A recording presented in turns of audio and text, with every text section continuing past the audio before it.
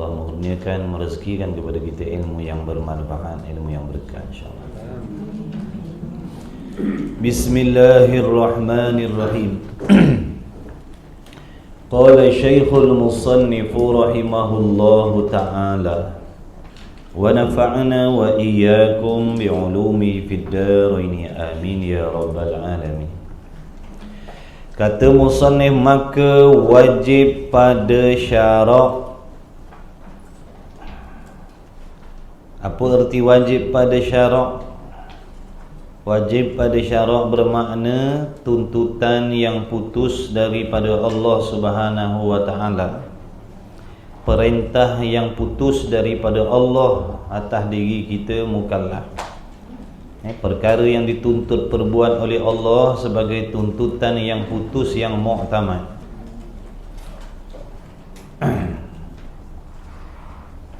Tidak ada pengecualian siapa-siapa pun. Bila sebut wajib pada syarak, perkara yang disuruh oleh Allah sebagai suruhan yang putus, yang mu'tamad. Siapa buat dapat pahala, siapa tak buat berdosa. Itu wajib pada syarak. Jadi wajib pada syarak atas tiap-tiap mukallaf mengetahui. Ini perkara yang wajib. Wajib atas tiap-tiap mukallaf mengetahuikan. Makna kena belajar.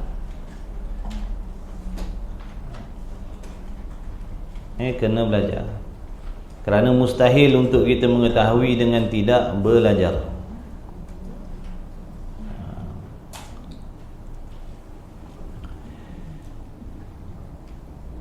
Wajib atas tiap-tiap mukallaf mengetahuikan segala yang wajib pada akal, pada hak Tuhan kita Jalla wa Azza. Yani apakah perkara yang akal kita menghukumkan wajib? Apa maksud wajib pada akal?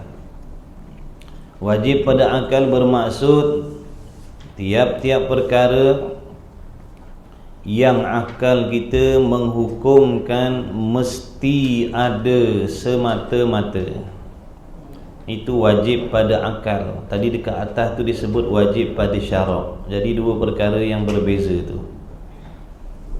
Wajib pada akal bermaksud perkara yang akal kita menghukumkan atau menetapkan mesti ada semata-mata.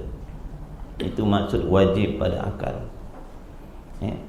Jadi apakah perkara yang akal kita menghukumkan mesti ada pada hak Tuhan kita? Apakah perkara yang akal kita menetapkan, akal kita menghukumkan mesti ada semata-mata pada Tuhan kita Jalla wa Azza. Jadi seandainya kita tak nak belajar, kalau kita tak nak belajar ataupun kita tak belajar, apakah perkara yang mesti ada pada Allah? Setakat ni yang kita tahu. Setakat ni yang kita tahu apakah perkara yang mesti ada pada Allah.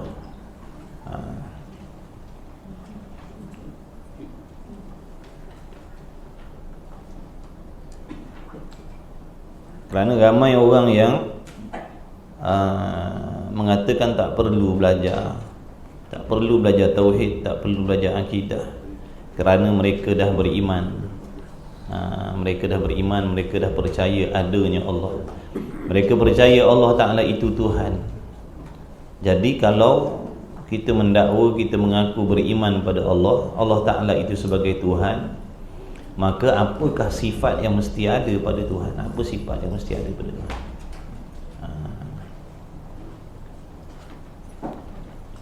Maka contohnya dijawab Allah Ta'ala itu sebagai Tuhan yang maha mengetahui. Contoh dijawab begitu. Jadi mengetahui Allah bagaimana? Apa maksud Allah Ta'ala mengetahui? Bagaimana ilmu yang ada pada Allah, dan bagaimana pula ilmu yang ada pada kita makhluk. Maka dengan sebab itulah diwajibkan kita ni mempelajari ilmu tauhid, ilmu akidah ni supaya kefahaman kita lebih halus, lebih sempurna tentang perkara-perkara yang mesti ada pada Allah.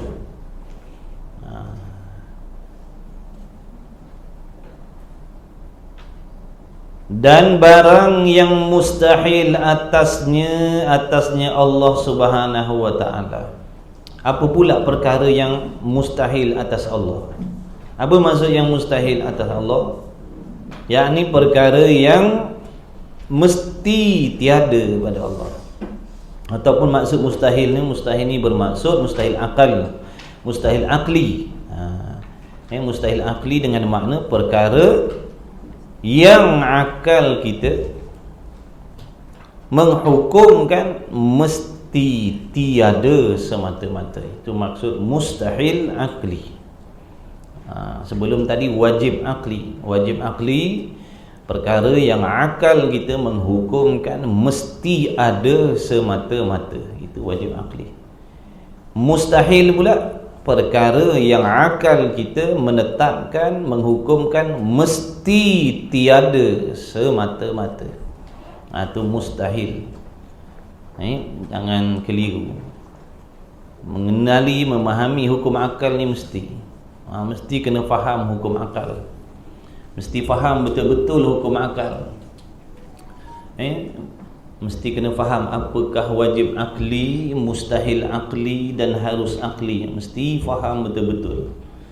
Kerana mengerti dan memahami hukum akal itu adalah jalan untuk memahami sifat-sifat Allah Ta'ala yang lagi akan datang.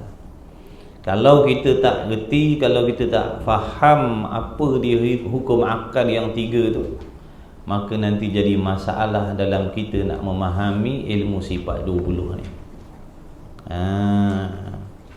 Tak faham hukum akal, masalah nak belajar sifat 20. Jadi kena faham betul-betul hukum akal yang tiga tu. Tak banyak, tiga je. Wajib akal, mustahil akal, harus pada akal. Kena faham betul-betul. InsyaAllah lagi akan kita masuk, akan jumpa bab dia nanti. Cuma sini musannif kata tadi, wajib atas tiap-tiap mukallaf mengetahui segala yang wajib pada akal, pada hak Allah Ta'ala. Kenapa kita mesti kena tahu apakah perkara yang wajib bagi Allah? Mengapa kita mesti kena tahu?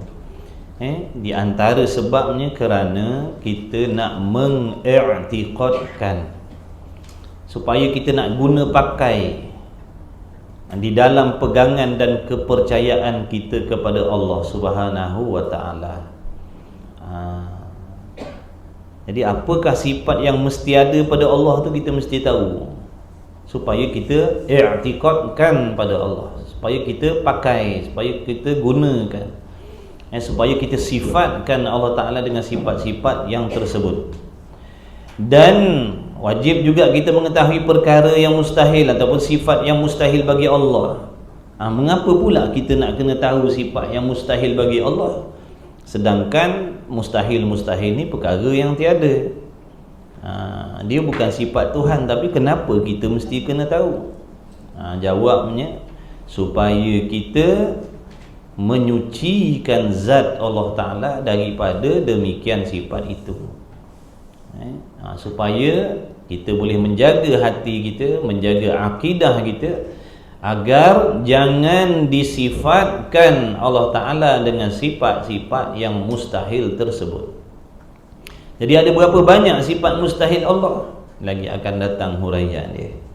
Jadi kita kena kenal, kena tahu, kena faham sifat mustahil tu apa benda. Bila dah tahu, jaga akidah kita, jangan disifatkan Allah Ta'ala dengan sifat-sifat tersebut. Kerana barang siapa yang meletakkan sifat tersebut pada Allah, bermakna dia telah mensyirikkan Allah dengan sesuatu yang baharu, ataupun dia telah meletakkan sifat makhluk pada Allah, ataupun dia telah meletakkan sifat kekurangan pada Allah yang akibatnya jadi riddah, jadi murtad. Na'udzubillah min zalik.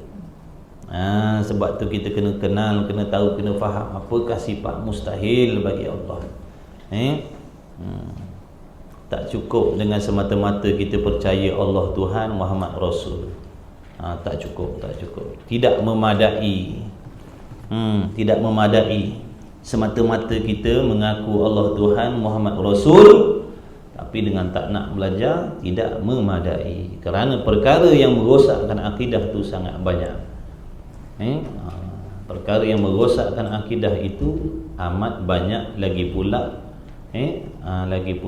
tersembunyi, lagi pula halus. Halus, tipu daya syaitan dan nafsu nak merosakkan akidah ni sangat halus. Jadi kalau kefahaman kita tidak halus, maka tidak mustahil kita akan terjatuh kepada perkara yang merosakkan akidah tanpa kita sedar. Baik. Dan barang yang harus baginya Allah Ta'ala. Apa pula sifat yang harus bagi Allah? Apa maksud sifat yang harus pada Allah? Harus dengan makna boleh berlaku, boleh tidak berlaku, boleh ada dan boleh tiada, terima ada dan terima tiada. Itu maksud harus. Bila sebut sifat wajib, makna sifat yang mesti ada. Bila sebut sifat yang wajib, sifat yang mesti ada. Bila sebut mustahil, sifat yang mesti tiada. Bila sebut sifat harus, maknanya sifat yang terima ada dan terima tiada, ataupun boleh ada dan boleh tiada. Itu maksud harus. Tak apa, kita belajar pelan-pelan. Pelan-pelan.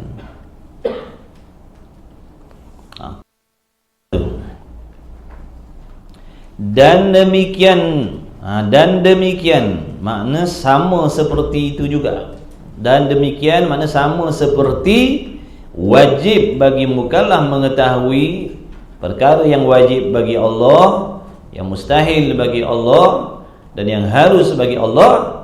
Demikian juga maknanya wajib atasnya mukallaf mengetahuikan barang yang wajib pada hak, pada diri segala Rasul alaihimussalatu wassalam.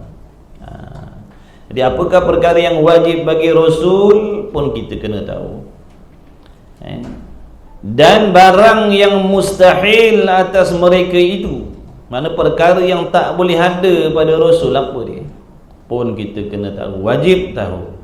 Dan barang yang harus bagi mereka itu Rasul.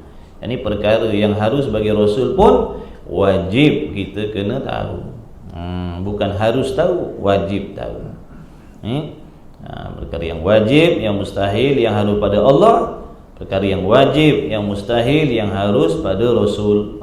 Semua ni wajib kita kena tahu satu persatu.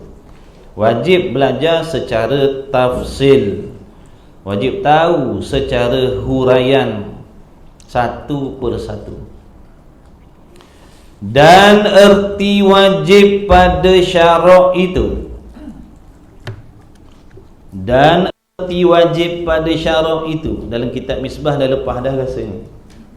Hukum syarak itu jadi faham kat situ, fahamlah kat sini. Tak faham kat situ, tak fahamlah kat sini, dan tak fahamlah di mana-mana.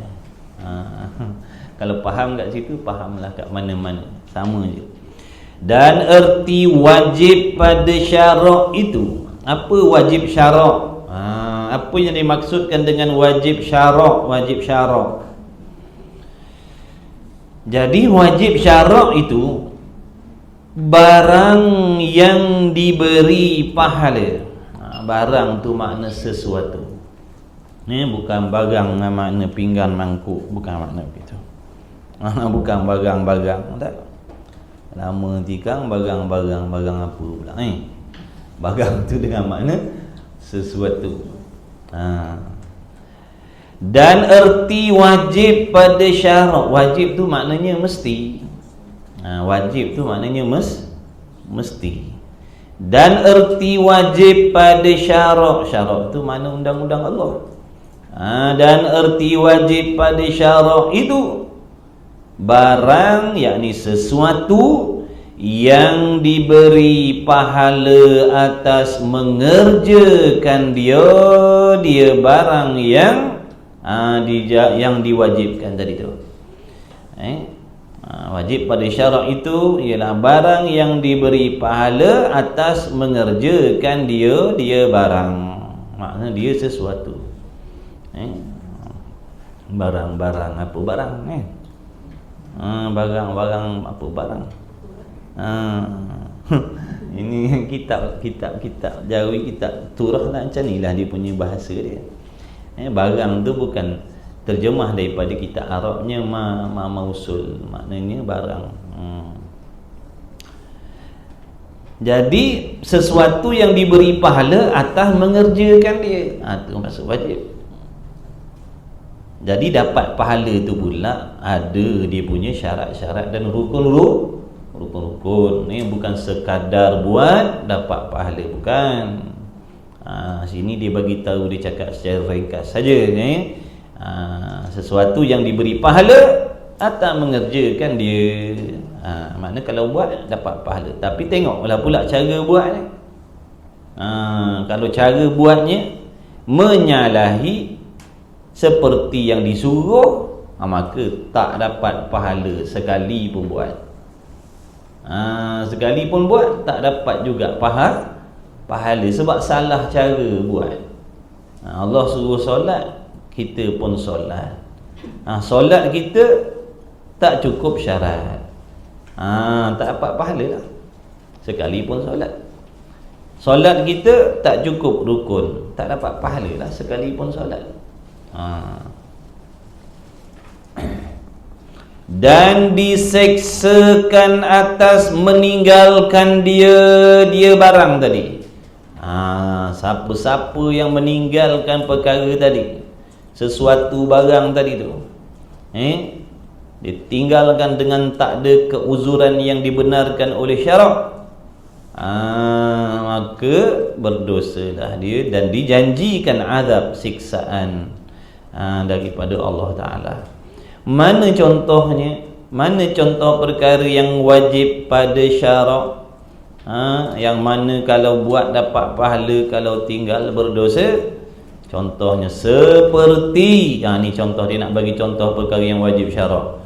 Seperti mengetahui dengan ada Allah Ta'ala. Tu mengetahui ada Tuhan tu hukumnya wajib. Andai kata ada orang tak tahu adanya Tuhan, maka berdosalah dia, lagi pula kafirlah dia. Mengetahui dengan adanya Allah Ta'ala, maka diberi pahala atas mengetahui itu. Jadi siapa-siapa yang mengetahui adanya Tuhan diberi pahala, dan diseksakan atas ketiadaan mengetahui. Maknanya siapa-siapa yang tak tahu adanya Tuhan, maka diseksa oleh Allah, berdosalah dia. Ini contoh perkara yang wajib pada syarak. Banyak lagi perkara yang Allah wajibkan atas diri kita. Bukan ni saja, banyaklah. Mayangnya, puasanya, zakatnya, hajinya, umrahnya, tutup auratnya, cakap benarnya, ikhlasnya, banyak. Sebab tu kena mengaji. Kerana banyak benda-benda yang dalam agama ni kita tak tahu. Kadang perkara tu Allah wajibkan, tapi kita tak belajar, kita tak tahu. Kita ingat benda tu sunat, ataupun kita ingat benda tu harus, rupanya wajib. Jadi ilmu agama ni kena mengaji banyak-banyak, bukan mengaji sikit-sikit. Ada orang kata ilmu agama ni luas, ilmu Allah ni luas, sampai bila pun tak habis belajar. Jadi kita belajar lebih-lebih kurang, asalkan ada, sudahlah katanya. Tu salah. Agama ni kena belajar lebih-lebih, kena belajar banyak-banyak. Sebab nak guna pakai dunia dan akhirat. Kita tengok orang belajar ilmu dunia, kita tengok orang belajar ilmu dunia, lepas belajar, kubur dah panggil pun belajar agak lagi. kubur dah nak panggil pun masih lagi nak belajar ilmu-ilmu dunia. Salah ke? Tak salah, belajar. Tak salah. Tapi yang salahnya pandangan kita pada ilmu agama, ilmu akhirat, belajar lebih-lebih kurang dah lah. Tu yang tak kena tu. Ilmu dunia yang nak pakai sementara ni belajar sebanyak-banyak. Ilmu akhirat yang nak pakai selama-lama dunia akhirat ni belajar sikit kan tak kena tu. Nak pakai kat dunia pun kita belajar tak habis-habis. Ilmu dunia nak pakai setakat dunia je. Ilmu akhirat nak guna dunia dan akhirat. Tiba-tiba kita kata ilmu dunia ni belajar banyak-banyak, belajar sungguh-sungguh, belajar. Ilmu agama belajar lebih kurang dah lah. Belajar sikit-sikit dah lah. Nampak tak? Tapi kata kita kena seimbang dunia akhirat. Tu bukan seimbang, tu sengit. Tu sengit, tu bukan seimbang. Banyak orang fikirnya tu. Sebenarnya salah tu. Fikir macam tu salah. Ilmu agama ni kena belajar sebanyak mungkin. Sebanyak mungkin kena belajar. Kena cemburu dengan orang yang banyak mengaji lebih daripada kita ni. Jangan berasa memada, aku dah pergi dah rumah ngaji seminggu sekali. Cukuplah. Jangan pernah merasa cukup. Kena cemburu dengan orang lain tu. Pagi belajar, tengah hari belajar, malam belajar, tiap hari. Kena ada rasa cemburu. Supaya kita boleh lagi menambahkan lagi maknanya kelas-kelas pengajian kita. Kalau kita kita bandingkan diri kita dengan orang yang tak mengaji, kita hebatlah. Kita bandingkan dengan diri orang yang tak belajar, kita hebatlah dah mengaji seminggu sekali. Kita mengaji seminggu sekali, kita bandingkan dengan kawan kita yang tak belajar. Hebatlah kita mengaji seminggu sekali, dia tak mengaji langsung. Nampak tak?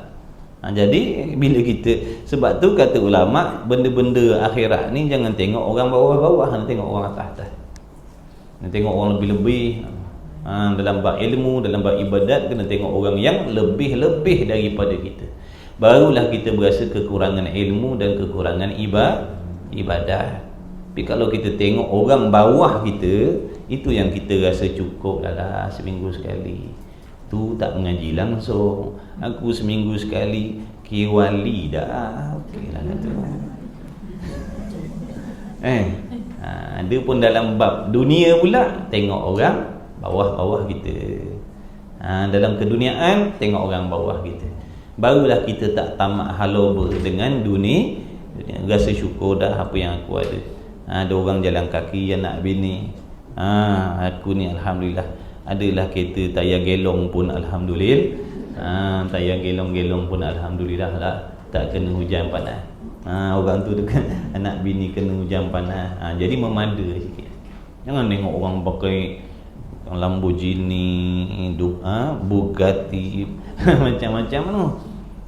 Memang kita rasa tak syukur lah dengan apa yang kita ada ni. Sebab tengok orang atas-atas. Kalau kita jenis menoreh, contohnya menoreh getah, tengok orang atas-atas.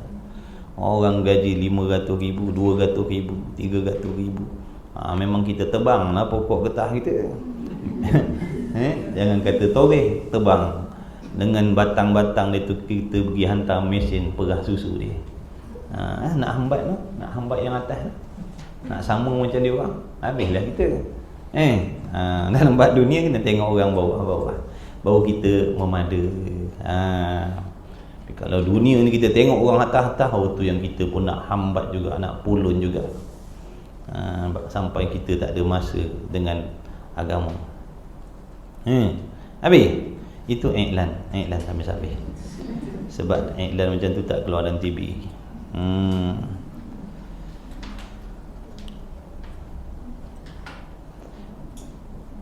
Dan erti wajib pada akal itu. Jadi wajib pada syarak tadi faham dah perkara yang disuruh oleh Allah atas kita sebagai suruhan yang muktamad, yang putus. Tak ada tawar menawar, surat menyurat tak dilayan. Surat menyurat tak dilayan. Siapa nak tinggalkan benda wajib tak boleh. Tak boleh tinggal. Siapa pun, sekalipun dia Nabi, sekalipun dia Rasul, sekalipun dia raja, dia menteri, dia datuk, dia datin dan macam-macam lagi. Dia orang biasa, dia orang kaya, tak boleh. Bila Allah kata wajib, kena buat. Tak kisah apa. Tak kisah siapa. Itu perintah daripada Allah. Semua kena ikut. Jadi wajib ni paksaan daripada Allah atas diri kita. Kenapa kata paksaan? Kata Islam tu tak ada paksaan. Ada tempat-tempat kita ni tak dipaksa. Ada tempat-tempat kita dipaksa. Mana tahu, mana bukti wajib syarak ni paksaan? Buktinya ada ugutan azab di situ. Ada ugutan azab di situ. Kalau tak buat, diseksa oleh Allah. Nampak tak? Itu buktinya yang menunjukkan wajib syarak ni adalah paksaan.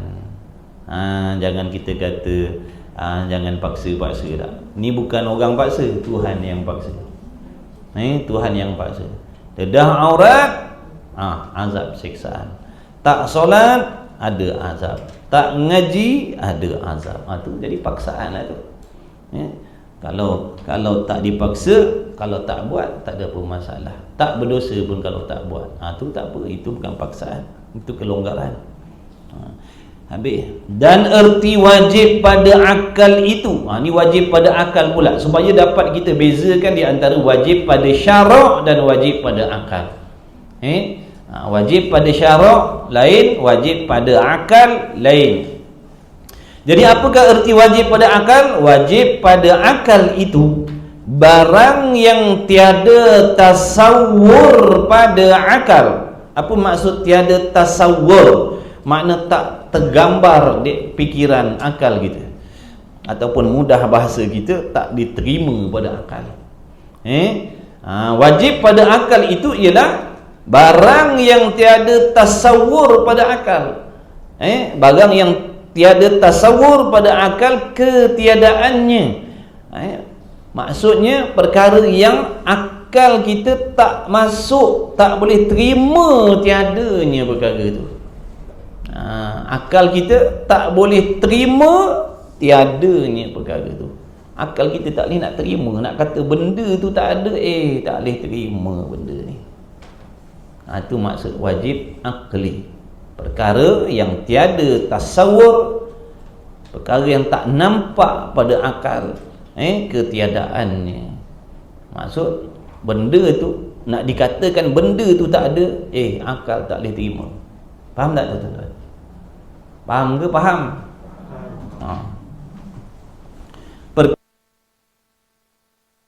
Tiada ni, nak kata tak ada benda tu, akal tak boleh terima. Nak kata benda tu tiada, akal tak boleh terima. Tak masuk akal benda tu tak ada. Kerana akal kita menetapkan benda ni mesti kena ada, mesti ada. Tak boleh tak ada. Akal tak boleh terima tak adanya benda tu. Itulah yang dimaksudkan dengan wajib akli. Perkara yang akal tak boleh terima tak ada. Perkara yang akal tidak boleh terima tiadanya. Contoh faham di sekarang. Seperti contoh wajib akli, seperti bagi jirim, mengambil lapang bagi jirim. Apa maksud mengambil lapang bagi jirim? Maknanya mengambil ruang bagi jirim. Jirim tu apa pula? Ni ada beberapa perkataan yang kita nak kena faham. Mengambil lapang. Lapang tu makna ruang. Jirim tu maknanya sesuatu yang dijadikan oleh Allah Subhanahu Wa Taala daripada unsur-unsur yang tertentu. Contohnya macam kita ni lah. Jadi kita ni jirim. Jirim ni sesuatu yang terjadi ada bahan-bahan, unsur-unsur yang tertentu. Kayu ni jirim, tubuh badan kita jirim, kulit kita jirim, daging kita jirim, semuanya jirim. Dia berjirim, berzat. Dia ada zatnya, ada diri dia. Macam kayu ni, jirim, dia berjirim, ada bahan dia. Ada bahan yang Allah Ta'ala jadikan. Kayu ni ada bahan dia. Kulit kita ni ada bahan dia. Darah kita tu ada bahan-bahan yang dijadikan oleh Allah. Faham tak tu? Tu makna jirim. Mudahnya makhluk lah jirim. Semua makhluk ni jirim, berjirim semuanya, berunsur. Unsur tu cakap Arab, Melayunya bahan. Unsur makna bahan-bahan, Melayu cakap, Arab kata unsur. Makhluk lain, malaikat, dia dijirim. Dia pun juga berjirim. Malaikat pun berjirim, tapi jirimnya tak sama macam jirim benda yang zahir. Jin pun sama. Macam mana pula mengambil ruang tu antara kita dengan jin contohnya? Dia mengambil ruang makhluk kita ni ke, ataupun dia punya ruang sendiri? Dia mengambil ruang kat sini pun dia ada. Macam kat sini dia ada, tapi kita cuma tak tahu mana tempat duduknya. Dia ambil qadar dia. Maknanya mengambil lapang qadar, makna setiap jirim mengambil lapang tadi. Makna kalau jirim tu besar, maka ruang yang diambil besar. Kalau jirim tu kecil, maka ruang yang diambil tu kecil. Kita tengok. Jadi ruang ni ibaratnya macam ni lah. Kalau dalam akuarium, air tu ibaratnya macam ruang udara ni. Kita nampak macam kosong, tapi sebenarnya terisi dengan air. Tubuh badan ikan tadi tu, nampak tak? Kalau ikan tu besar, makna ruang yang diambil dalam tu besar. Tu qadar diri dia lah. Kalau ikan tu besar, makna ruang yang diambil dalam akuarium daripada air tu besar lah. Kalau ikan tu kecil-kecil lah. Maka ruang tadi, air tadi adalah contoh jirim yang halus, jirim yang seni, yang boleh bermasuk-masukkan di antara satu dengan lain. Sebab tu ikan tu boleh pergi mari. Samalah macam udara ni, jirim yang seni, jirim yang halus, yang boleh bermasuk-masukkan di antara satu dengan yang lain. Sebab tu kita boleh bergerak. Kalau jirim udara ni kerah, kita tak boleh bergerak. Kelip mata pun tak boleh. Jadi setiap benda, setiap jirim mesti mengambil ruang. Kalau jin tu macam mana besar dia, besar itulah ruang yang dia ambil. Kita tak pernah lagi jumpa jin. Tapi wajib dia mengambil setiap jirim wajib bertempat, mesti bertempat. Sama ada kita tahu ataupun tidak tempat dia. Yang pasti setiap jirim wajib, mesti bertempat. Akal kita tak boleh terima. Tak masuk akal nak dikatakan ada sesuatu benda yang tidak bertempat. Siapa pernah jumpa ada benda tapi tak ada tempat? Cik angkat tangan. Kalau ada, saya nak bagi duit. Sekejap tengok dulu ada duit tak? Dah jumpa mesti ada tempat. Dia kata aku jumpa benda tu baru ni. Kat mana? Tak ada tempat. Kau jumpa kat mana? Maknanya setiap benda mesti bertempat. Akal kita tak boleh terima nak kata tak ada tempat. Ni contoh wajib akli tadi. Ni contoh wajib akli yang daruri. Yang daruri. Maknanya akal kita menghukumkan mesti tadi, kita menghukumkan dengan mudah. Setiap benda mesti bertempat. Tu semua akal orang faham. Semua orang faham. Ni dia bertempat, itulah tempat dia. Pun tempat, situ pun tempat, situ pun tempat. Tuan-tuan kat tempat tuan-tuan, saya kat tempat saya. Di dalam bangunan, saya di hadapan tuan-tuan, tuan-tuan di hadapan. Tu semua tempat lah tu, pihak lah tu apa. Setiap benda wajib bertempat, mesti. Setiap jirim mesti bertempat. Allah berjirim tak? Allah tidak berjirim. Allah bukan jirim. Sebab tu Allah tak ada kena-mengena dengan sebab tu Allah tidak ada kena-mengena dengan tempat, kerana dia bukan jirim. itulah akidah kita ahli sunnah wal jamaah. Allah Ta'ala itu tak boleh dikatakan bertempat, kerana yang bertempat ni adalah jirim, kelakuan jirim, keadaan jirim, sifat jirim. Allah bukan jirim. Kalau Allah jirim, maknanya serupa makhluk. Dia mukhalafah, dia tak serupa dengan sesuatu. Masuklah dalam sesuatu tadi jirim ataupun arad. Allah bukan arad, Allah bukan jirim. Jadi dah bila Allah bukan arad, Allah bukan jirim, maka segala sifat dan kelakuan arad dan jirim tak ada pada Allah. Tak ada pada Allah. Jadi jangan dikaitkan, disabitkan, dihubungkan Allah itu dengan tempat. Allah tak bertempat, kerana dia bukan berjirim. Yang bertempat, yang mesti bertempat ini jirim. Apa tu jirim? Sesuatu benda daripada bahan-bahan. Allah bukan jirim, Allah bukan daripada bahan-bahan. Allah bukan terdiri daripada kam muttasil. Allah tu sendiri bukan dirinya daripada bahan yang tertentu, bukan. Dia bukan daripada jenis bahan-bahan. Dia tak serupa dengan segala sesuatu. Dia tak serupa dengan segala sesuatu. Dia bukan jirim. Jadi Allah tak ada kena mengena dengan tempat. Allah tak ada kena mengena dengan tempat. Tempat tu habuan kita, makhluk jirim. Kalau jirim boleh dikatakan bertempat, di depan, di belakang, di kiri, di kanan, di atas, di bawah, di dalam, di luar, dekat, jauh. Tak apalah kalau jirim, tapi Allah tak boleh. Allah tak boleh nak dikatakan begitu kerana dia bukan jirim. Faham? Tak faham, ngajilah lagi. Gitu. Nanti lama-lama faham lah. Kalau tak ngaji, taknya faham sampai bila-bila. Yang mengaji pun tak faham. Yang mengaji pun tak faham. Yang tak ngaji lagi lah tak. Tapi tak apalah. Untungnya yang mengaji tak faham ni dapat faham. Itu untungnya. Yang mengaji tak faham dapat pahala. Yang tak mengaji, tak faham berdosa. Jadi mana nak? Baik kita ngaji, tak faham pun tak dosa. Kalau faham kira bonus.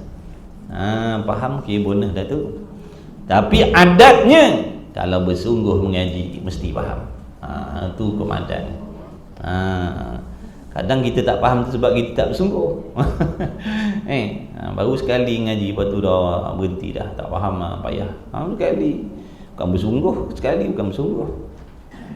Bersungguh ni tak berhenti, ulang, tak dapat dibuat lagi, tak dapat diulang lagi, tak dapat diulang lagi. Tu kata bersungguh.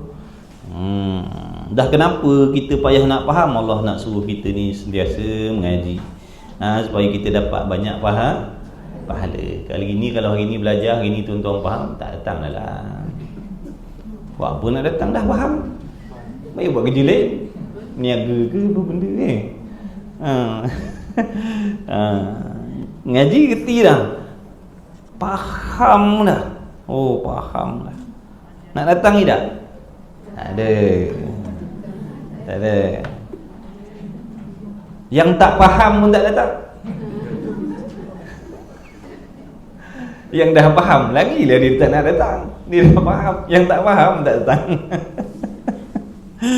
Itulah hikmah lah jadikan susah payah dalam belajar ni. Sangka baik dengan Allah. Allah nak suruh kita ni mulazamah dengan majlis ilmu. Sentiasa hati kita terikat dengan majlis ilmu. Nak pergi belajar lagi, nak pergi belajar minggu depan, nak pergi belajar malam ni ada, nak pergi belajar malam besok ada. Sentiasa hatinya terikat dengan ilmu. Lama-lama mati dia pun dalam hal keadaan hatinya tertambat dengan ilmu. Mati syahid dia. Nampak tak? Tapi kalau orang tak nak belajar, habis dia lah, tak adalah kelebihan lah. Baik, dan erti wajib pada akal itu barang yang tiada tasawur pada akal ketiadaannya, seperti mengambil lapang bagi jirim. Jadi mengambil lapang bagi jirim ataupun mengambil ruang bagi setiap benda, mengambil ruang bagi setiap benda ataupun setiap benda mesti bertempat, itu masuk dalam contoh perkara yang wajib akli. Kerana akal kita tak boleh terima nak kata ada benda tapi tak ada tempat. Akal kita tak boleh terima. Akal yang waras. Akal yang waras tak boleh terima. Nak dikatakan botol ni ada tapi dia tak bertempat. Oh, akal kita tak boleh terima. Akal kita kata, "Oi, mana boleh, mestilah bertempat." Mana boleh tak bertempat pula. Habis. Dan mustahil itu pula apa? Barang yang tiada tasawur pada akal adanya. Barang yang tiada tasawur pada akal adanya. Apa maksud? Benda yang tak boleh diterima pada akal adanya. Tiada tasawur tu boleh jadi kita payah nak faham. Yang mudahnya perkara yang akal kita tak boleh terima adanya. Tak boleh terima adanya. Yang tadi tak boleh terima tiadanya. Jangan keliru. Tadi wajib tadi. Yang wajib tadi perkara yang akal kita tidak boleh terima tiadanya. Tiadanya tu tak boleh terima. Tu wajib. Yang ni pula perkara yang akal kita tak boleh terima adanya. Ada dia tu akal tak boleh terima. Faham tak ni? Yalah tu. Hangguk-hangguk ya. Tak apa tuan-tuan, tak faham pun cakap faham lah. Nanti malaikat amin kan. Malaikat kata amin, alamat faham. Tuan-tuan mengaji ni tak pernah mengaji, kemudian baru mengaji tauhid ni, tak faham tu wajib. Wajib tak faham. Pertama kali ngaji tauhid tak faham, wajib. Jadi tak ada masalah. Jadi tuan-tuan jangan berasa pelik lah. Jangan berasa nak berhenti sebab tak faham. Tak, tu adatnya. Hukum adatnya ngaji tauhid ni sekali, 2 kali, 3 kali taknya faham. Itu wajib, biasa. Yang saya pelik kalau baru ngaji faham. Ini saya sangat pelik. Sebab menyalahi adat. Menyalahi adat. Pelik. Tak tahu tuan-tuan amalan apa. Baru ngaji faham dah, Masya Allah, pelik. Biasa tak faham. Ni faham pula dah. Jadi tak ada masalah lah kalau sekali ngaji 2 kali tak faham, tu biasa. Jangan kata dengan sebab tak faham tu kita jadi bosan, tak nak datang belajar. Dah. Sebenarnya tu biasa. Tu biasa. Tu biasa tuan-tuan. Baik. Dan mustahil itu barang yang tiada tasawur pada akal adanya. Ini nak cerita pasal mustahil akli. Mustahil akli perkara yang akal kita tak boleh terima dia ada. Perkara yang akal kita tak boleh terima benda tu ada. Benda tu ada, akal tak boleh terima. Faham tak ni? Contohnya tu bawah tu ada contoh. Seperti sunyi jirim daripada gerak dan diam. Saya nak kata botol ni tuan-tuan, botol kat depan saya ni, dia bergerak pun tidak, diam pun tidak. Boleh terima? Tuan-tuan boleh terima tak? Ni botol ni sekarang ni, botol ni bergerak pun tak, diam pun tak. Boleh terima? Ya dah tu. Tak boleh terima. Kenyataan tu tak boleh terima. Mustahil lah botol. Botol ni tak mustahil, mana boleh. Mesti salah satu. Betul? Kalau dia tak bergerak, dia diam. Ataupun kalau dia tak diam, dia bergerak. Ni tiba-tiba saya nak kata botol ni sekarang tidak, diam pun tidak. Boleh terima? Kalau boleh terima, mana ada masalah mental lah tu. Dia boleh terima. Dia boleh terima. Tadi kat rumah ngaji tu ada botol tu bergerak pun tidak, diam pun tidak, benda tu boleh terima. Dia ada masalah tu akal dia. Tu contoh benda mustahil, benda yang akal tak boleh terima. Tak masuk akal lah ni, baru tempat tak masuk akal yang tuan-tuan biasa cakap no. Tak masuk akal, tak masuk akal. Sinilah tempat dia. Bukan tempat yang biasa tuan-tuan cakap no. Tengok benda pelik sikit tak masuk akal. Tengok benda pelik sikit tak masuk akal. Tu salah.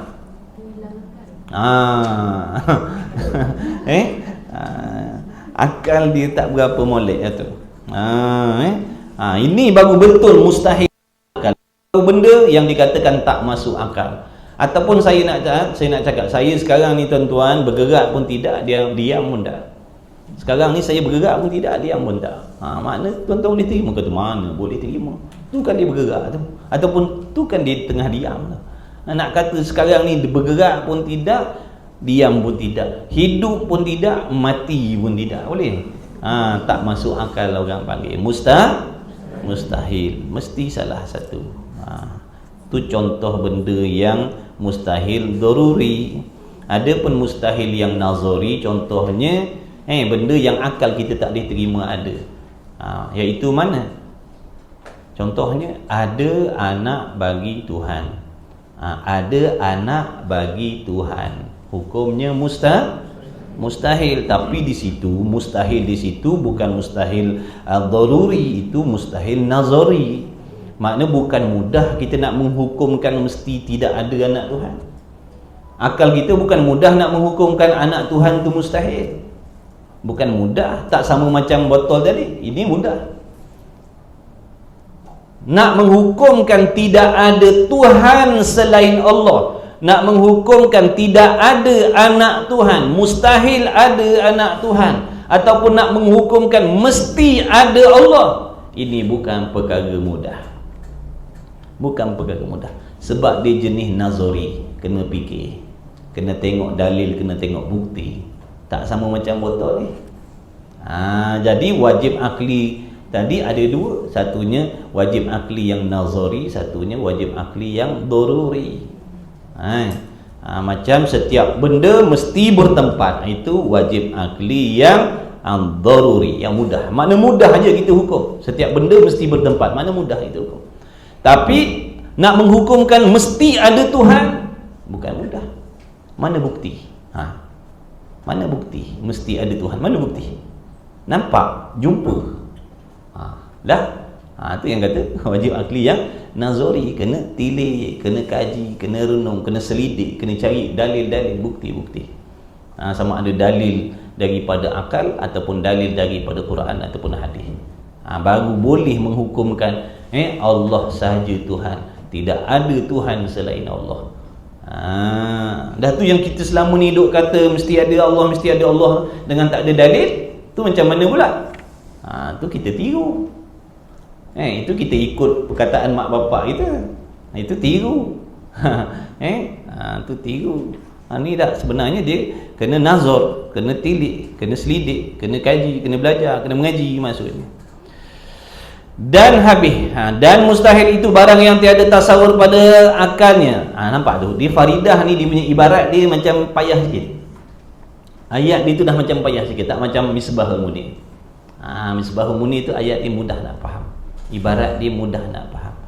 Macam ni ayat dia dah pendek-pendek, taruh cadang untuk orang yang dah reti.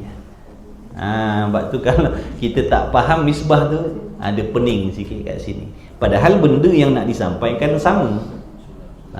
Ayat dia tu, bahasa dia tu lain sikit, tapi bendanya sama. Sebab tu saya kat mana-mana tempat saya kalau minta baca tauhid ni, saya baca misbah dulu. Baca misbah 3 kali khatam, baru saya pindah faridah. Ni tuan-tuan baca serentak, pandai-pandai lah. Tak apa lah. Biar kita tahu itu.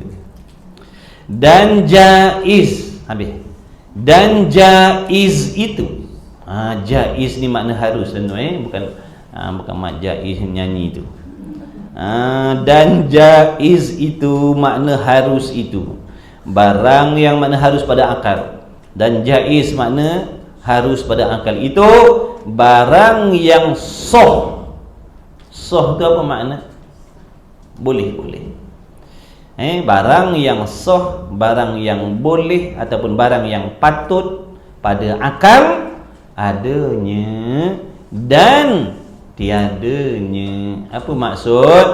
Mana sesuatu perkara yang akal kita menghukumkan patut ada dan patut tiada. Boleh ada, boleh tiada. Dua-dua akal kita boleh terima. Nak dikatakan benda tu ada, akal boleh terima. Nak kata benda tu tak ada pun akal boleh terima.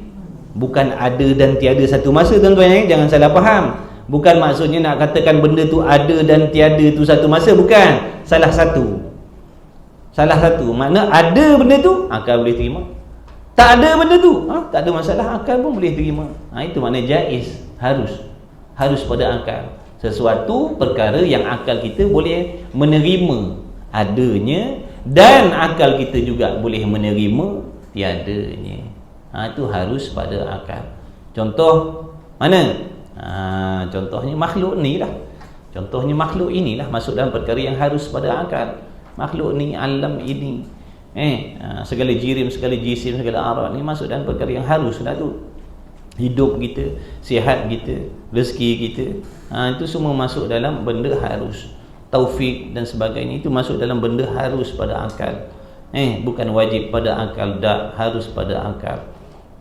Contohnya macam nyawa kita ni lah, nyawa kita ni masuk dalam benda harus.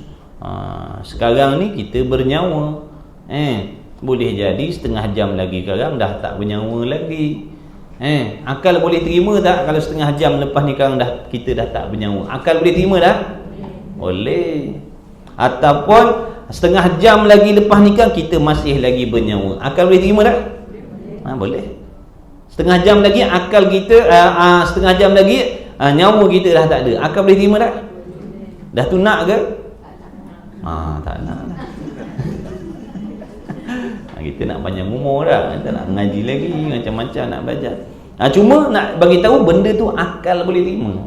Ada pun akal boleh terima, tak ada pun akal. Besok hidup boleh jadi, besok kita mati pun boleh jadi. Kita tak boleh nak tahu besok aku mesti hidup dah, bukan mesti, harus je besok kita hidup. Malam ni kita dapat taufik semayang, mana akan datang ni kita dapat taufik beribadah, akal boleh terima. Boleh jadi lepas ni Allah tak bagi taufik, kita tinggalkan ibadah pun boleh terima, nampak tak? Jadi benda mungkin, benda harus ni maknanya sesuatu yang terima ada pada akal kita dan terima tiada. Itu maksud benda harus pada akal, harus pada akal. Allah nak jadikan kita hidup pun boleh, Allah nak jadikan kita mati pun boleh, Allah nak jadikan kita sihat pun boleh, Allah nak jadikan kita sakit pun boleh, Allah nak bagi kita faham pun boleh, Allah tak nak bagi kita faham pun harus. Itu masuk dalam perkara jaiz, benda harus pada akal bagi Allah. Dan wajib pula mukallaf sebagai wujub ain. Wajib sebagai wajib ain. Apa maksud wajib ain? Kewajipan atas tiap-tiap diri. Wajib ain, fardu ain ni maknanya kewajipan atas tiap-tiap diri, tiap-tiap orang. Tiap-tiap orang wajib. Suami wajib, isteri pun wajib juga kena buat benda tu. Anak-anak pun wajib juga. Tu orang kaya pun wajib, orang miskin pun wajib, ikutlah siapa-siapa pun. Itu maksud wajib ain ni, fardu ain. Maknanya tak ada orang boleh lari lah, selagi dia mukallaf dia kena buat. Sebab dia wajib ain ni. Mengetahui dalil, mengetahuikan dalil, nampak tu. Dan wajib pula, wajib lah. Mana kalau tak buat benda ni dosa. Dan wajib pula atas mukallaf sebagai wajib ataupun sebagai wujub ain ni apa? Mengetahuikan dalil, mengetahuikan bukti. Tahu bukti tentang adanya Allah. Contoh, mesti kena tahu bukti dia. Wajib kena tahu bukti. Kita ni percaya adanya Allah, mesti kita kena tahu bukti. Kalau tak tahu bukti, berdosa. Berdosa bahagian tak tahu bukti tadi. Dapat pahala bahagian dah percaya adanya Tuhan. Nampak tak? Percaya Tuhan satu, lepas dah. Bukti mana bukti? Satu, percaya ada Tuhan. Satu, kena ada bukti. Kalau kita percaya adanya Tuhan saja, dapat pahala dah. Tapi kita tak tahu bukti, dosa tang sini. Naknya dua-dua, tahu dan yakin adanya Allah, serta kita ada bukti adanya Allah. Dapat pahala. Nampak tak dah? Sebab tu dia kata wajib percaya adanya Allah dan wajib tahu bukti adanya Allah. Kebanyakan kita tahu tak bukti adanya Tuhan. Kebanyakan kita meniru saja. Tiru saja. Mana tahu, sebab apa kata tiru? Sebab tanya bukti tak tahu. Mana bukti adanya Allah? Dah belajar. Action dah belajar. Kalau sebelum belajar? Sebelum belajar dulu, ada Tuhan tak? Ada. Mana tahu? Cikgu cakap, mak cakap, nenek cakap, moyang cakap. Nampak? Maknanya tu tiru tu tiru. Ni bolehlah jawab adanya alam. Cuba huraikan. Saya tak faham kenapa adanya alam ni jadi bukti adanya Tuhan. Huraikan sikit. Tang boleh hurai tu fardu kifayah. Tang boleh hurai tu fardu kifayah. Kalau boleh cakap adanya alam tu fardu ain. Secara ijma', maknanya lepas untuk diri kita dah. Tak dosa dah sekadar tu. Tapi kalau boleh bagi tahu dalil dan menghuraikan sehingga orang lain boleh faham, itu fardu kifayah. Seorang tahu, yang lain tak apa? Tak payah. Tapi kena belajarlah juga. Kod yang seorang tadi mati, kan kedah payah semua. Fardu kifayah ni seorang tahu, yang lain tak payah. Tapi kalau seorang ni mati, semua jadi payah juga. Sebab apa semua jadi payah? Semua pikul dosa. Bila mati seorang ni yang melepaskan fardu kifayah tadi, bila dia mati, tak ada seorang yang tahu. Semua pikul dosa. Semua wajib belajar sehingga melepaskan fardu kifayah. Bila dah ada seorang balik, naik balik martabat datang tadi, baru hilang balik dosa yang lain. Tu. Maka waktu kita sangat-sangat rasa seronok, atau sangat-sangat patutnya sangat-sangat seronok syukur kalau kita ni duduk di kalangan alim ulama. Sebab apa? Dosa kita ni terlepas sebab mereka tu. Nampak tak? Kita tak pandai fiqh, tauhid, tasawuf, tajwid dan sebagainya secara tafsir, tak berdosa sebab mereka tahu. Sedar tak? Kita sikit pun tak terima kasih dengan dia orang. Duk peri, duk hina, duk kutuk lagi ada. Dosa kita tu terlepas sebab mereka, tuan-tuan. Ni kita jadikan dia orang musuh dah. Terima kasih dah lah tak ada. Jadikan musuh lah pula.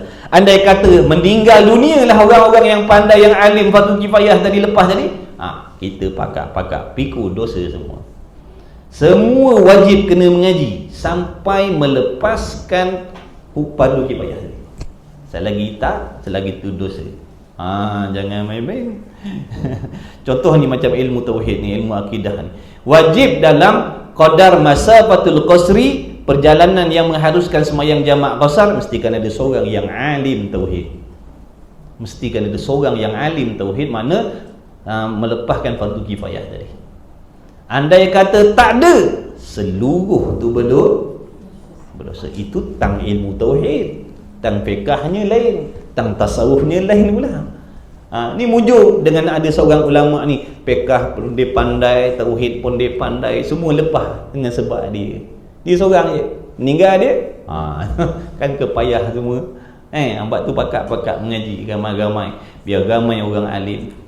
Ramai orang alim, ada kata ada yang meninggal, ada yang lain tolong cover lagi. Itu fardu kifayah. Ini fardu ain, fardu ain.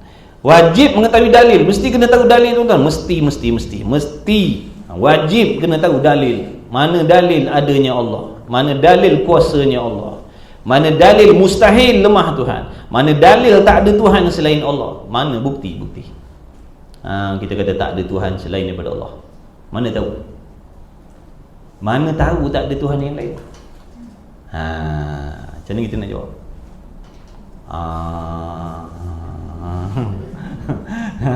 Ada tak Tuhan selain daripada Allah? Tak ada. Tak ada. Mana bukti? Kenapa cakap tak ada? Mana bukti? Tak jumpa ke? Dah cari tak jumpa ke? Macam mana yang kata tak ada Tuhan selain Allah? Mana dalil? Mana bukti? Dakwaan tu betul dah, tak ada Tuhan selain Allah. Tapi buktinya mana? Bila tak tahu bukti, ini yang dikatakan iman tiru. Tiru orang. Jadi tiru orang ni bahaya. Sebab ada ulama kata tak sah imannya. Sebab tu wajib kena tahu dalil, supaya kita keluar daripada golongan yang ulama kata ada khilaf. Ada yang kata tak beriman, ada yang kata beriman juga sekalipun tiru. Baik kita belajar dalil-dalil. Dalam kitab ni semua ada dah tuan-tuan. Dalil semua ada dah. Belajar je dah. Tak payah suruh cari sendiri dalam Quran hadis. Memang kita tak jumpa, mati hidup balik pun tak jumpa.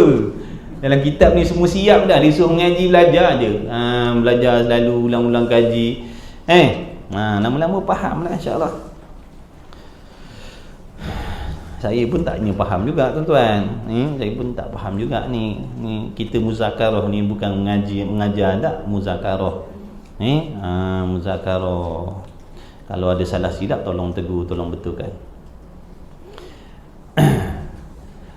Mengetahui dalil atas tiap-tiap sesuatu daripada yang wajib. Tadi bila kita hukumkan wajib, contoh wajib ada Allah, tu contoh wajib ada Allah, mesti kan ada bukti dia. Mana bukti yang kita katakan mesti ada Tuhan?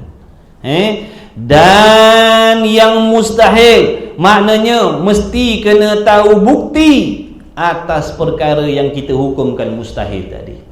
Contoh, apa hukum adanya anak Tuhan? Adanya anak Tuhan itu hukumnya mustahil. Mana bukti? Mana bukti mustahil adanya anak Tuhan? Mana bukti? Kena belajar bukti dia. Pun ada dah siap dalam ni. Dan yang jaiz itu, bukti yang menunjukkan perkara itu harus. Mana contohnya? Perkara yang harus tadilah. Ada makhluk, tak ada makhluk, hidupnya kita, matinya kita. Allah harus menjadikan kita, Allah harus meniadakan kita, Allah harus menghidupkan kita, Allah harus mematikan kita. Jadi harus bagi Allah menjadikan sesuatu, harus bagi Allah tidak menjadikan sesuatu. Mana bukti? Jadi bukti itu kena belajar. Dan telah bersalah-salahan ulama pada kufur muqallid itu. Tu ada. Bersalah-salahan ulama, maksudnya bersalah-salahan pendapat ulama pada menghukumkan kafir. Kufur ni mana kafir, tak beriman. Bersalah-salahan ulama mengatakan kafir muqallid itu. Apa maksud muqallid? Orang yang meniru. Dia beriman, tapi iman itu dalam bentuk tiru tadi. Yang kata dengar orang cakap, emak cakap, nenek cakap, orang tu cakap, tu meniru. Dia percaya ada Allah, dia percaya Muhammad Rasul, dia percaya Allah kuasa, Allah melihat, Allah mendengar dan sebagainya. Dia percaya tadi semata-mata tiru maksudnya. Kata ulama, orang yang macam ni kufur, dan ada ulama kata beriman. Kan tak sedap duduk tu tuan-tuan. Ada dua kemungkinan. Boleh jadi dia beriman, boleh jadi dia kafir. Tu pendapat ulama tentang orang yang beriman dalam bentuk meniru dengan tak tahu bukti, tak tahu dalil. Maka lebih baik kita belajar supaya kita jadi orang yang beriman berdasarkan dalil. Biar kita jadi orang yang percaya kepada Allah, percaya kepada Rasul dan sekaliannya itu berdasarkan ilmu dan bukti-bukti yang kita belajar. Makna keluarkan diri kita daripada kelompok meniru tadi. Bila tuan-tuan ni dah belajar ni, makna tuan-tuan dah keluar daripada kelompok tiru tadi. Kelompok tiru ni yang beriman, yang tak nak belajar tadi. Percaya Allah Tuhan dia, percaya Allah kuasa dan sebagainya. Tapi bila tanya dalil mana bukti, dia tak tahu. Sebab dia tak belajar, dia tak tahu. Tu golongan muqallid. Ibaratnya kalau dulu sebelum kita belajar, kita beriman pada Allah. Makna dulu tu kita muqallid, tiru je. Sebab kita tak tahu dalil adanya Allah. Cuma ikut orang cakap je, dengar orang dengar macam tu, kita pun ikut, kita pun kata macam tu juga. Iaitu orang yang jazam ia dengan perkataan orang yang lain. Nampak tak tu? Orang yang jazam maknanya yang percaya hatinya, yang putus kepercayaan dalam hatinya, tapi dengan mengikut perkataan orang lain. Dia percaya tadi dengan sebab ikut perkataan orang lain, dengan ketiadaan mengetahui dalilnya.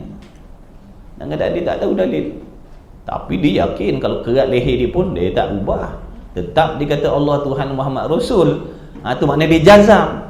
Dia tak ada angan-angan nak ubah pahaman lain, tak ada. Dia tak ada angan-angan, tak ada cita-cita, tak ada hasrat nak ubah, akan datang nak ubah pegangan lain, tak ada. Dia jazam, dia percaya Allah Tuhan Muhammad Rasul. Tu jazam. Tapi ditiru orang. Ditiru orang. Dan telah bersalah habis. Dan qaul, dan telah bersalah ulama pada kufur muqallid itu dan ketiadaan kufurnya. Dan qaul yang sahih, perkataan yang sahihnya, perkataan ulama yang sahnya, bahawasanya nyenye muqallid mukmin. Mujur kata ulama. Yang terlebih sahihnya, qaul yang sahihnya, yang terlebih betulnya, orang yang meniru tadi tu, dia tu mukmin. Dia tu beriman tapi berdosa. Beriman tapi berdosa. Beriman tang mana pula, berdosa tang mana? Beriman sebab dia yakin dan percaya. Sebab dia beriman, hatinya setuju, hatinya terima, hatinya percaya Allah Tuhan Muhammad Rasul dan sebagainya. Dia beriman.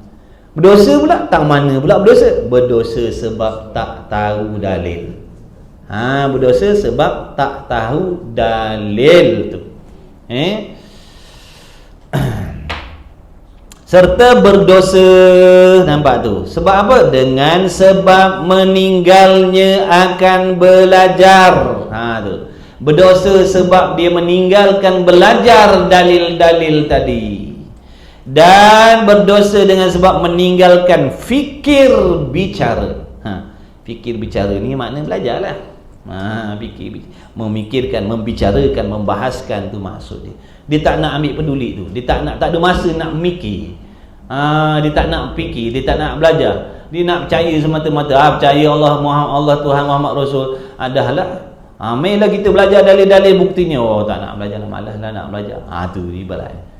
Dia beriman tapi berdosa. Berdosa sebab dia malas nak. Dia tinggalkan fikir, tinggalkan belajar dalil.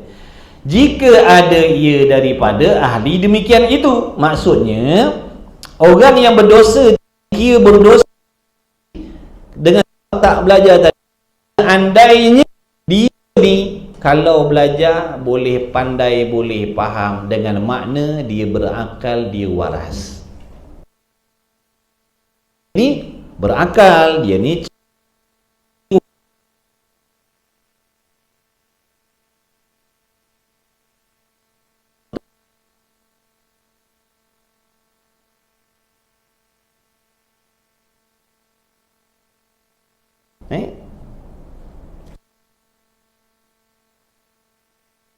kalau dia belajar pandai, dia faham, tapi kenapa dia tak tahu dosa? Adapun kalau dah memang akalnya tu tak waras, dia memang lemah, memang tak boleh belajar, akalnya tak boleh belajar, kalau dia begitu tak berdosa lah dia, sebab dia bukan ahli. Dah memang dia tak boleh terima kalau belajar. Contohnya dia tak waras, ataupun 3 suku ke contohnya. Tak berdosa lah sebab dia bukan ahli. Yang banyak-banyaknya kita ni tak tahu agama ni sebab tak bukan gila, cuma tak nak ambil tahu. Sebab tu berdosa tak belajar ni. Lainlah kita, lainlah tak waras, tak waras bukan ahli. Maka tak berdosa dah. Contoh macam orang yang tak betul baca Fatihah. Dan rukun-rukun qauli dalam sembahyang. Kalau dia tak pandai baca dengan sebab dia tak belajar dan tak nak belajar memperbaiki, sedangkan dia ahli dalam belajar, maka sembahyangnya tak sahlah. Tak sahlah sembahyang dia. Untuk diri dia pun tak sah. Dia pun orang yang tak betul bacaannya, tapi dia bersungguh belajar, tapi tak pandai, tak boleh nak pandai. Dia belajar tapi tak boleh nak pandai, tetap baca salah. Sah sembahyangnya. Sembahyangnya sah sekalipun dia baca tak betul. Sebab apa? Dia bersungguh belajar tapi tak pandai. Yang ni tadi tak pandai sebab tak belajar, tak sah sembahyang dia sampai bila-bila. Sampai bila-bila sembahyangnya tak sah. Sembahyang dia Zuhur, Asar, Maghrib, Isyak, Subuh belajar. Sembahyang dia tapi tak sah sembahyang dia. Sebab apa tak sah? Sebab dia baca tak betul. Kenapa dia baca tak betul? Sebab meninggalkan belajar, sedangkan dia orang yang boleh pandai kalau belajar. Kemudian tuan-tuan, dah nak habis dah. Cik tempat berhenti. Dan dikendaki dengan dalil itu. Makna bukti yang kita ni semua nak kena mengaji, nak kena belajar ni, dalil yang macam mana ni? Bukti yang macam mana yang kita ni wajib belajar ni? Kalau tak belajar berdosa ni. Dan dikendaki dengan dalil itu, makna dalil yang wajib kita belajar itu ialah dalil ijmali. Dalil ijmali. Apa maksud dalil ijmali? Dalil bukti-bukti secara ringkas. Bukti-bukti secara ringkas, secara umum, secara borong. Tu dia nak huraikan. Dalil ijmali itu apa? Dalil itu mana bukti Dalil itu mana bukti. Dalil. Lama dah kita dalil apa benda dalil. Buktilah. Kita ni cakap Arab pun tak sedar. Dalil. Dalil itu mana bukti yang lemah oleh empunya dalil. Lemah daripada menetapkan dia. Tengok bawah tu. Kalau kitab ni lah ada nombor 6 tu. Ada nota tu, tengok. Qauluhu menetapkan dia, artinya menyatakan dalil atas jalan yang ditututi, seperti bahawasanya tatkala ditanya orang, apa wajah, apa jalan, apa wajah tu mana apa jalan? Apa jalan, apa wajah, apa huraian keadaan alam ini menunjuk atas ada Tuhan. Apa jalan dia? Tadi kata ada Tuhan tu, buktinya ada alam ni. Mana jalannya? Cik huraikan sikit. Tadi tu. Cik huraikan sikit. Mana kata dalil alam ni bukti adanya Tuhan? Cik hurai sikit, saya tak faham. Maka berkata ia, alam ini baharu, dan yang baharu ada baginya yang menjadikan. Maksud tiap-tiap benda yang baharu mesti ada yang menjadikan. Maka alam ini ada yang menjadikan dia, iaitu Tuhan ataupun Allah. Tu dia boleh hurai. Ini tak boleh hurai. Dia tahu dalil tapi dia tak boleh hurai. Cukup untuk guna pakai sendiri aja, tapi tak boleh nak hurai panjang lebar untuk orang lain. Tapi tak apa dah tu, lepas dah fardu ain je. Tu maksud dalil ijmali, makna yang mengerti oleh tuan empunyanya tapi tak mampu nak menghurai. Kalau dalam kitab Misbah Munir.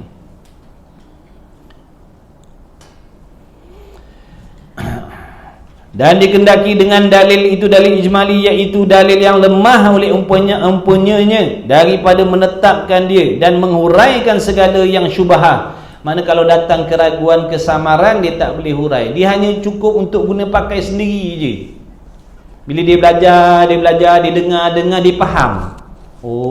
Baru dia faham kenapa alam ni dikatakan bukti adanya Allah. Dia faham untuk diri dia. Tapi kalau orang lain tanya dia, ada Allah ke tidak? Allah mesti ada. Wajib ada Allah. Mana bukti ada Allah? Alam ni lah bukti ada Allah. Terangkan, minta maaf. Terangkan, minta maaf. Tak boleh nak terangkan. Hanya faham untuk diri sendiri. Itu yang dimaksudkan dalil ijmali tadi. Lepaslah tuntutan fardu ain untuk diri kita.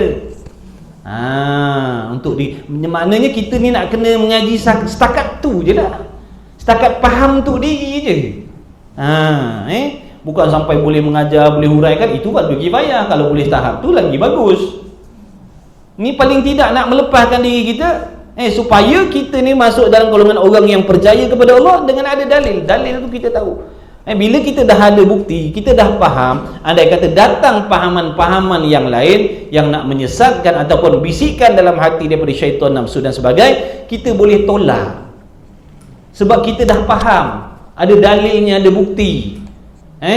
Andai kata datang bisikan dalam hati, contohnya membisikkan ada Tuhan selain Allah, kita takkan terima sebab kita ada dalil. Tak ada Tuhan selain Allah.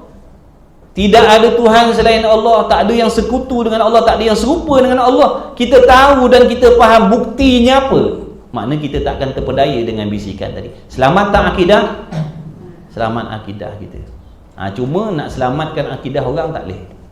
Nak hurai tak mampu. Untuk pakai diri sendiri.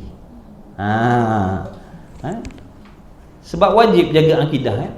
Wajib jaga akidah diri kita. Macam mana cara nak jaga akidah? Ni lah cara dia belajar. Ni tuan-tuan belajar ni nak berusaha menjaga akidah lah ni. Selebihnya serah kepada Allah.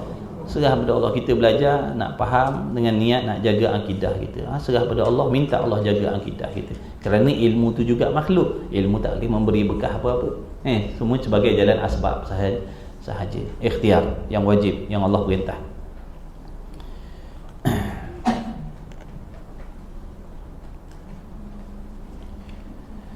Dan dikehendaki dengan dalil itu, dalil ijmali yang lemah oleh umpamanya daripada menetapkan dia dan menghuraikan segala syubhah yang didatangkan ke atasnya, seperti dikatakan baginya, apa dalil engkau? Apa bukti engkau atas ada Allah Ta'ala? Contoh dia tanya. Maka berkata dia pun jawablah, alam ini. Dan lemah ia daripada menyatakan jalan menunjukkan ataupun menunjuk alam ini atas ada Allah Ta'ala itu. Dia lemah nak bagi tahu, tak boleh nak urai. Atau kuasa ia menyatakan dia, tetapi jika didatangkan atasnya i'tirad, tiada kuasa ia atas menghuraikan dia. Maknanya dia boleh hurai sekat jalan dia. Mana bukti adanya Allah? Buktinya ada alam ini. Cuba terangkan alam ini bersifat baharu. Asalnya alam ni tak ada. Kemudian alam ni jadi ada. Tiap-tiap benda yang baharu, yang daripada tiada bertukar jadi ada, mesti ada tukang yang menjadikan. Yang menjadikan tu Allah. Dihurai. Lepas tu orang i'tirad, orang bangkang dia. Dah kalau alam ni tak ada, Tuhan ada ke tidak? Belum belajar yang tu. Dia dah belajar tadi. Ada Allah, buktinya ada alam. Dia pun cakap ada alam ni berjalan gini. Sebab itulah kita wajib percaya Allah tu ada, sebab alam ni dah bukti adanya Allah. Kemudian orang tu tanya, kalau alam ni tak ada, Tuhan ada ke tidak? Itu tak ada pula sebut dalam kitab, tak belajar. Dia tak tahu nak lepas diri macam mana tu. Tu tak apalah, tak dosa dah. Tak dosa dah, cuma maknanya tak lepas pada kifayah tu lah. Nak lepaskan orang, nak menyelesaikan syubhah tak boleh. Cuma untuk pakai diri sendiri. Habis-habis pun dia kata, Assalamualaikum lah, aku ada hal, ada kerja. Ada hal, ada kerja lah, tiba-tiba ada orang panggil lah dah. Tak apa, sebenarnya kita dah tahu nak urai dah. Tak apa lah. Lepas untuk diri tadi tu ijmali, cukup dah lah untuk pakai sendiri. Wallahu a'lam. Jadilah sakat situ. Dia tak boleh nak tiada kuasa ia akan menguraikan wajah yang dituntuti, maka keluarlah ia daripada taklid dengan mengetahui ini dalil yang ijmali. Maka dia dah keluar daripada golongan taklid tadi, sekalipun dia tak boleh nak menguraikan kepada orang lain. Sekalipun dia tak boleh nak menguraikan kepada orang lain, tapi dia dah keluar daripada kelompok yang pertama, yang golongan taklid tadi. Dia dah keluar kepada golongan yang beriman dengan dalil-dalil, walaupun dalil ijmali. Wallahu subhanahu wa ta'ala alam wa ilmuhu wa atam. Sabarlah. Belajar tauhid ni sabarlah. InsyaAllah jangan putus asa daripada rahmat Allah Ta'ala. Bersungguh insyaAllah tak mustahil kita boleh pandai, tak mustahil kita boleh faham ni, insyaAllah. Bismillahirrahmanirrahim. Alhamdulillahirabbil alamin wassalatu wassalamu ala Rasulillah wa ala alihi. Allahumma rabbana fa'na bima 'allamtana rabbana 'allimna alladhi yanfa'una rabbana faqih ahlana wa qurabati lana fi dinina ma'al kutri unsa wa dzakar. Allahumma khalisna mimma ana fihi khalasan jamila wa sallallahu ala sayyidina Muhammad wa ala alihi wa sahbihi wa barak wa sallam. Alhamdulillahirabbil alamin. Taqabbalallahu minni wa minkum. Innahu minkum taqabbal.